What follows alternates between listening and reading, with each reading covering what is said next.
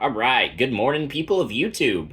So this is going to be our first deck profile designated entirely for the BT13 format in the English metagame. So with this deck, there are no new cards that you need from BT13. However, this is a deck designed to counter the BT13 meta. So if your locals is late in getting your product, you can just build this, go in, and beat every Royal Knight player that you come up against. Its deck has an insanely good matchup against that deck specifically, and it does have a lot of tools to just do Blue Flare things. Blue Flare was the best deck in the EX4 format, according to a lot of players, and this deck just doesn't lose any gas and just gains more positive matchups in the new format. So without further ado, we'll go into some of the card by cards, and if you like this kind of content, make sure you guys like and subscribe. But starting with the Digi-Egg, we got 4 copies of Wanya. This is still the best egg. If you're only going to play 4, just play 4 copies of this. Going into the rookies, we got the most important one, 4 copies of the Gaogamon from BT10. So when this card dies, you play a level 4 suspended. So this is insanely powerful because, defensively, it just floats, gives you extra bodies. That's wonderful. If they kill this, then they have another body they have to deal with. But if you have a level 4 in play, that's just a combo starter. I've been in situations against like machinedramon where they had a big chaosdramon and then another small body with just this and a tamer. And I promoted this, swung. Of course it died, right? So I played a level 4, evolved it into the Cyber Launcher, bounced or spinned the card, the small card at the bottom of the deck, tucked the Cross 7 Superior Mode, and then Nailbone the Cross 7 Superior Mode, and then just tucked the machinedramon. It was absolutely insane. This card provides all of your necessary utility for the deck. We have 4 copies of the new Gaogamon. This card not only lets you draw a card if you play itself, but this is a retroactive, just draw one anytime. Like, you can keep this card alive and then just into the following turn. Only 1000 DP, so that is a little bit hard. But if you play this, or if you promote this and then activate like the Blazing, and then play the new Tamer, then you can actually get cards back from your trash off of it, because that is a Twilight card. And then you get to draw because it's also a Blue Flare card.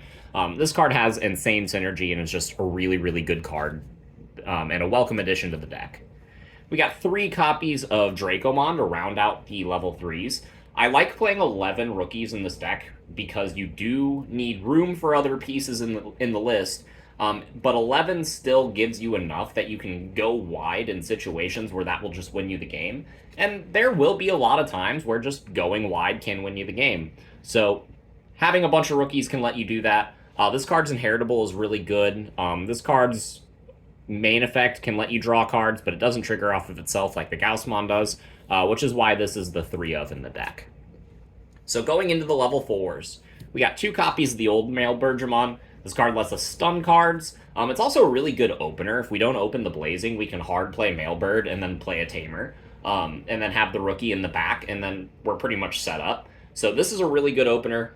The stun effect is less relevant this format than it was in previous formats, but it's still good, so I do really, really like this card, and I do like playing 6 Metalgreymons in the deck. We are playing 4 copies of the new one. Jamming is really good into high DP thresholds like the Burst mode, like Ruinous mode, or like the Royal Knights that you're going to be seeing in your opponent's security. Getting your Metalgreymon to survive those checks is really nice. Plus, this card combos really nicely with Nailbone.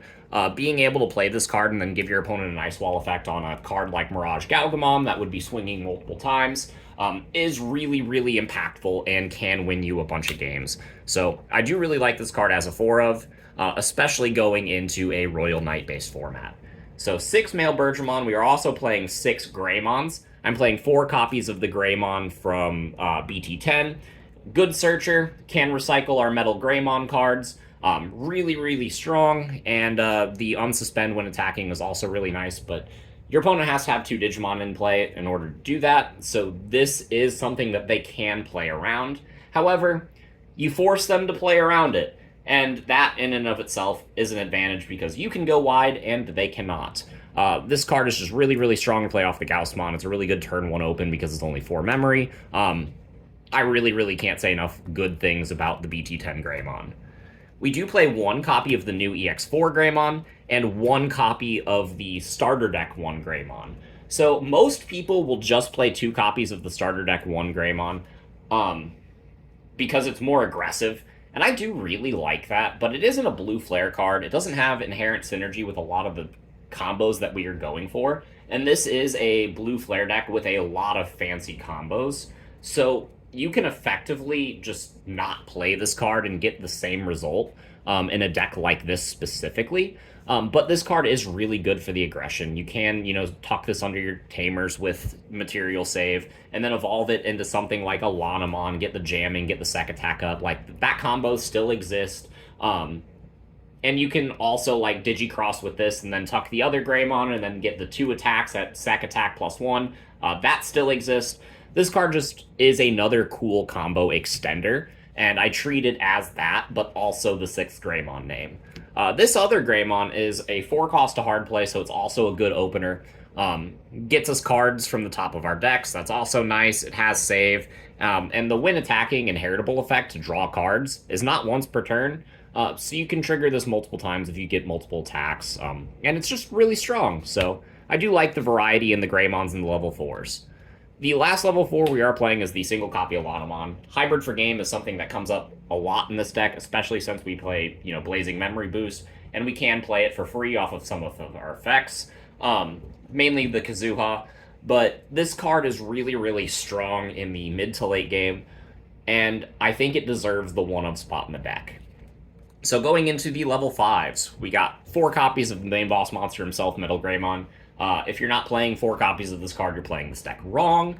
This is the best card in the deck, bar none. And yeah, this is how you are doing most of your damage in this deck. So 4 copies of that card. We are playing 1 copy of the new Metalgreymon. I do like having another Metalgreymon name.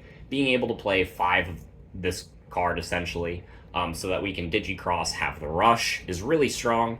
This card doesn't stun cards.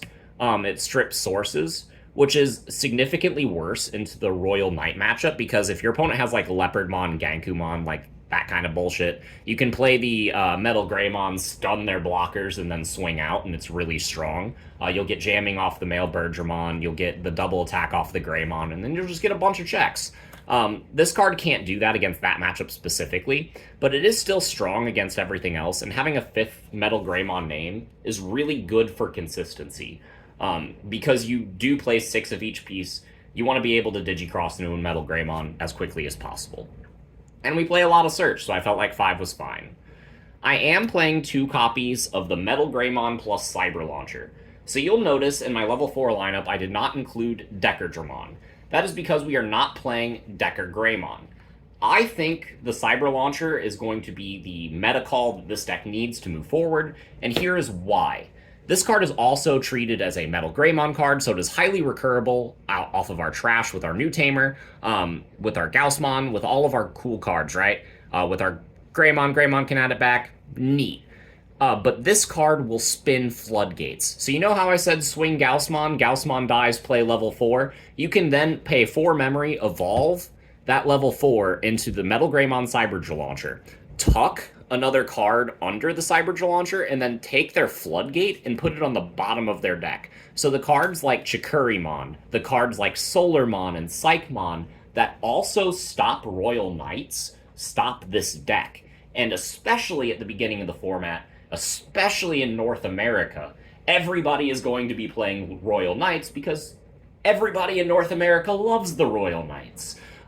So people are going to be playing Floodgates to stop the Royal Knights. So you want to be able to remove those Floodgates. This card is highly recurable. You can play this off of Kaiser Nail and get the same effect. Like, it's really, really strong.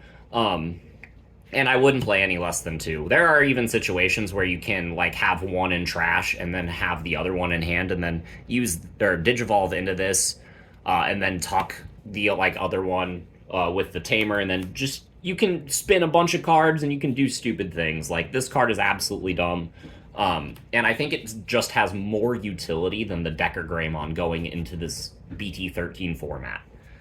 We do only play one copy of Greymon, and this is purely for space reasons. I would play two copies of this card. This card is phenomenal on offense and on defense. And yeah, it's just a good level 6. It's also a card that we can evolve on top of the Cyberdrill Launcher and then, activate Kaiser Nail and play the Cyberdrill Launcher to recur that effect. This card is just really, really strong, has a lot of utility in the deck. And, this card is also a good Kaiser Nail target in and of itself. We do play the one copy of Kazuhamon. You don't need to play multiple copies of this card because this is mainly a combo extender. You can just Digivolve on top of the Metalgreymon with the Cyberdrill Launcher, with the Greymon, or with this card, and then activate the Kaiser Nail, and then just play the Metalgreymon again. And then just, Metalgreymon has Rush, so you get more swings, you're just doing extra aggression, you go super wide. This card is a one-of combo extender, and it is really, really nice at that, because if you just Digivolve into this card, you turn one body into 3, and then your level 4 that you're playing could get you searches. The Metalgreymon can then Digi-Cross, even though you played it for free, and then tuck material under, and then get extra value that way. It's a really, really good card, but playing multiple copies will clump up the deck. Speaking of multiple copies will clump up the deck, we are only playing one copy of Shoutmon Cross 7 Superior Mode. So this card was popularized in the BT12 format, in this deck specifically because you could it's a blue flare card, so it's highly searchable. You can tuck it with effects like Metalgreymon plus Cyberdrill Launcher under your stacks, and then Kaiser Nail it out. It's really, really strong. This card is a generic answer to decks like chaosdramon and Black War Greymon because it will bottom deck all of their sources, including cards like X Antibody, because you are not trashing them, you are sending them to the bottom of the deck. And then you bottom deck the card itself. So it's really, really strong. And yeah, even without just Digi-crossing a bunch of pieces, playing this card for free, getting the spin, and just doing insane things with it is absolutely worth the one-of slot, especially since it is a generic answer to some decks that would give this deck trouble. So for the Tamers, we play two copies of the Boy Kiriha. Don't need to play any more than this anymore because we have the 3 copies of the new dual Tamer, Kiriha and Nene. So the ability to gain memory at the start of our turn for just our opponent having a Digimon in play, and then us promoting, and then getting a Digimon in play, and then, just gaining extra memory is really, really strong. So this card oftentimes does more than the standard memory tamer would do for you. However, they do work in conjunction with each other. They do have different effects whenever you're going for Digi-crosses, so they are useful in different situations.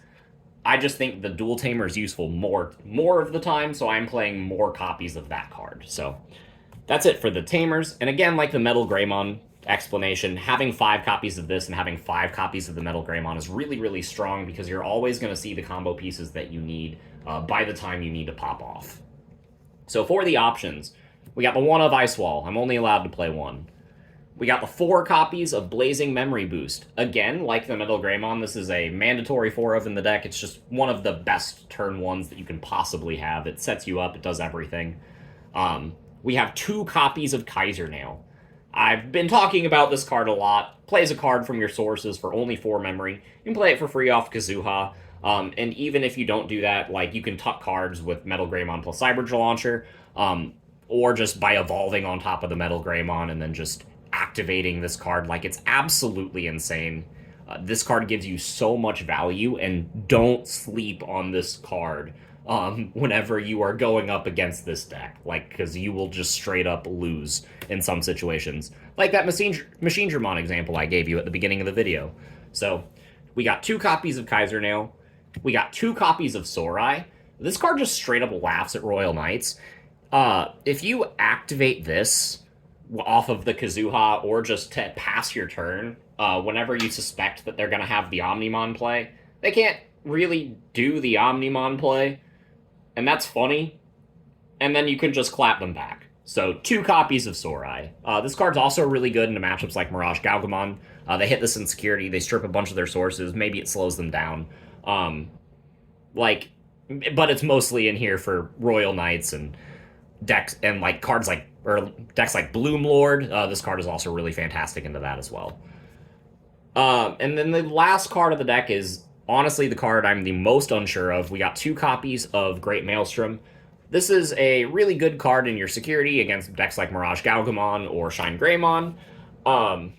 And honestly, since we aren't playing the Deckergreymon, I wanted some form of removal. But honestly, this card could just be more Digimon, like more Metalgreymon, like just more cards in that lineup to make your deck a little bit more consistent. I'm still testing this, and it's something that I need more practice with whenever the cards do come out physically. But this is a fantastic card. It's an excellent form of removal. It lets us tuck sources, and it's just, yeah, it's one of the best removal cards that Blue has access to. But yeah, that's it for all the card choices. I've also gone into kind of some of the matchups, some of the combos, in explaining some of the card choices. So if you guys have any further questions, please leave them in the comments down below, and we will see you all in the next video. Bye, everyone.